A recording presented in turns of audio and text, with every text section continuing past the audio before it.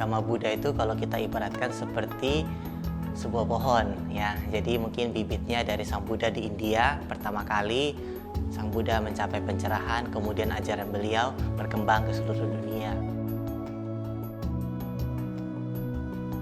Nah, jadi agama Buddha itu hidup, dia memiliki tempat di mana dia tumbuh berkembang. Kalau dikatakan aliran apa ya, di sini kami masuk ke dalam Mapan Bumi, Majelis Pandita Buddha Maitreya Indonesia. Jadi agama Buddha Maitreya di Indonesia itu merupakan bagian dari perkembangan agama Buddha di Cina, ya, Taiwan, Korea, Jepang. Jadi adalah bagian dari Mahayana. Ada sebagian besar agama Buddha Theravada berada di Thailand. Contohnya Biksu Tudong yang kemarin datang ya, mereka punya tata cara mereka sendiri, mereka punya sila mereka sendiri. Ya seperti misalnya kalau agama Buddha di Thailand itu mereka menjalankan sila atas sila, artinya setelah jam 12 siang mereka nggak boleh makan seperti itu. Nah, tapi kalau misalnya agama Buddha yang berada di daerah seperti Cina, Taiwan, ya Korea, Jepang itu kebanyakan Mahayana. Nah, ciri khasnya lainnya mungkin silanya mereka bervegetarian ya, seperti kami di sini melakukan pola makan atau pola diet vegetarian atau vegan.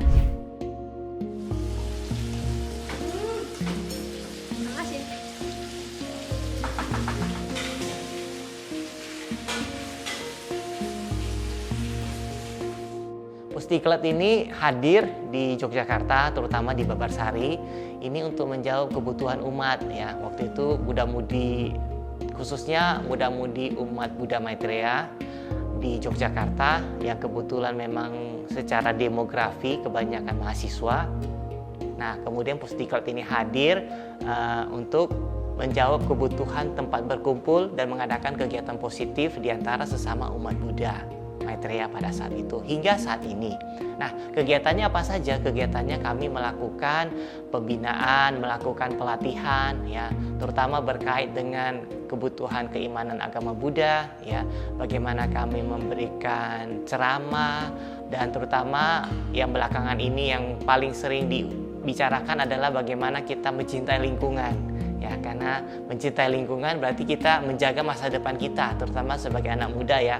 Karena masa depan dunia ini, masa depan bumi ini adalah milik anak muda saat ini. Jadi kita menanamkan kepedulian lingkungan karena kita percaya sesuai dengan ajaran kami, ajaran Buddha Maitreya, bahwa Buddha Maitreya kelak akan menciptakan bumi suci ya, bukan setelah kita meninggal, bukan di luar dari dunia ini, tapi melainkan di tanah yang kita pijak saat ini, di bumi ini, di planet ini ya. Sekarang ini kita mulai bersama-sama, kita ikut membantu dibentuknya, diwujudkannya bumi suci ini ya. Jadi kalau kita tidak pernah ikut berkontribusi terhadap bumi suci ini, malah kita merusaknya, sama saja artinya kita, kalau dalam bahasa umat beragama, mungkin kita tidak beriman, kita tidak melakukan kewajiban kita sebagai pemeluk agama.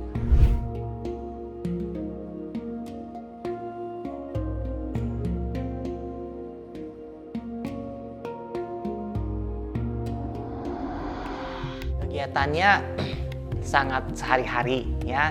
Dari misalnya pola makan, kami menjalankan pola makan vegan ya, karena sebenarnya peternakan itu juga merupakan bagian dari pencemaran lingkungan, industri, terutama ketika peternakan itu sudah menjadi sebuah industri. Di sana banyak resource atau sumber daya alam yang terlalu berlebihan sehingga menguras dan menjadi tidak baik untuk lingkungan.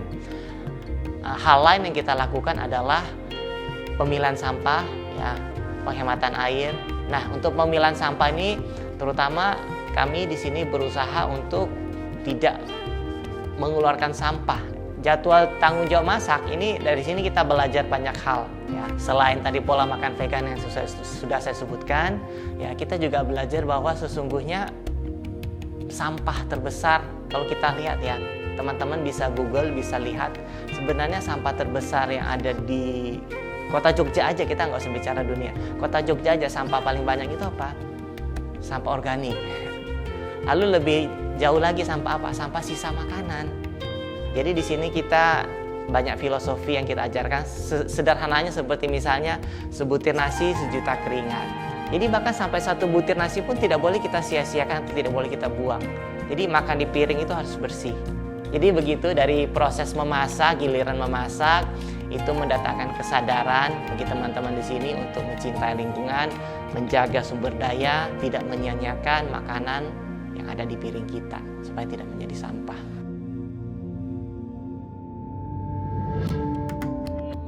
Jadi vegan itu atau plant based ya, itu adalah pola makan atau diet berbasis nabati. Atau kita bisa juga bilang diet ataupun lifestyle ya yang berbasis nabati.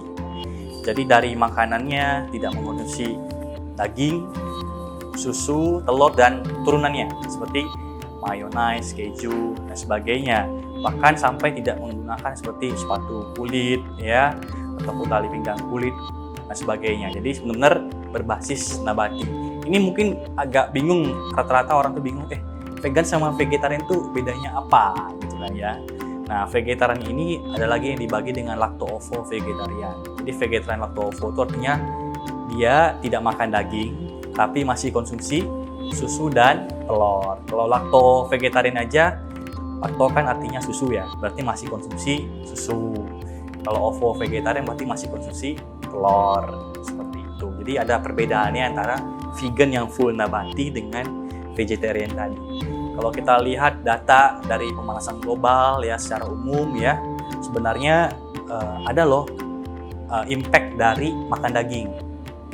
Nah, makan daging ini kan dari industrialisasi peternakan, ya kan ya. Peternakan ini menyumbang global warming belasan persen, ya kan?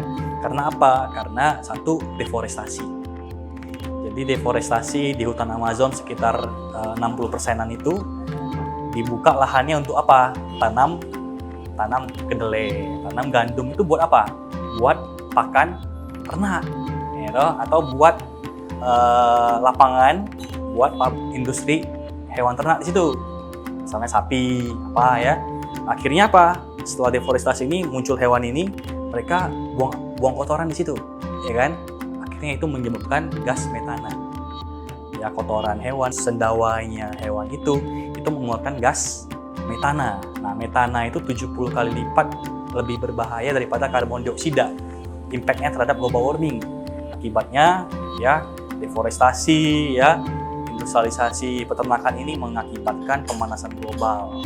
Termasuk juga rantai chain-nya untuk mengolah daging ini panjang. Mulai dari dia baby dari kecil dibesarin kan butuh pakan, butuh air. Itu kalau kita bandingkan dengan nanam kentang, nanam jagung, nanam apa tuh ratusan kali lipat ya, lebih hemat sumber daya seperti itu. Jadinya ini punya impact yang besar juga sih buat bumi kita. Makanya lebih hemat, lebih ramah lingkungan orang yang konsumsi vegan atau vegetarian.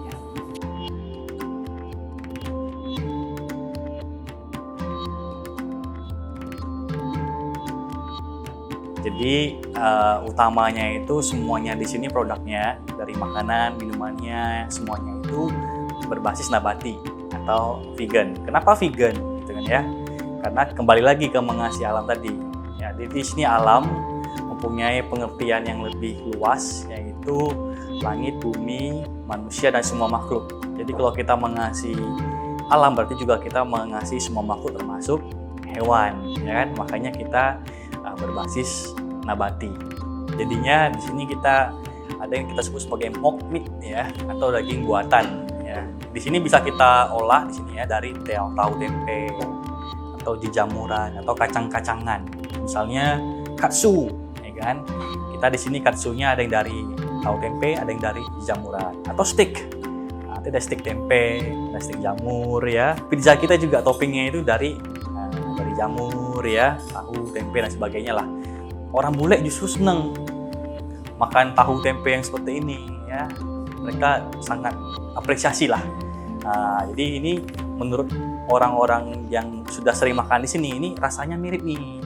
Kalau misalnya kita berbicara dari sisi spiritualitas atau mungkin dari sisi kesehatan mental ya, pola makan vegan itu kalau misalnya dari agama Buddha jelas kita percaya, karena kami percaya yang namanya reinkarnasi ya, bahwa hewan itu juga punya roh, mereka juga punya kehidupan. Jadi ketika kita makan daging berarti kita juga ikut ambil dalam menimbulkan penderitaan bagi mereka.